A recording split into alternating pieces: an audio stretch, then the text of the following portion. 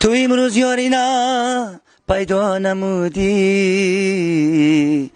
مرا شرمنده ای دنیا نمودی، نکردی خاطری آن عشق پاکم، مرا زورد زیر پا نمودی. نظیر جانم نظیر جانم آبی تو شدم دیوانه.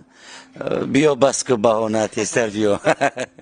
تشکر زیاد دوستان عزیزی، برای شما یک اکسکلوزیو بود اینترویو با صنعتکار تاجیکستان مهربانی روشن. تشکر زیاد.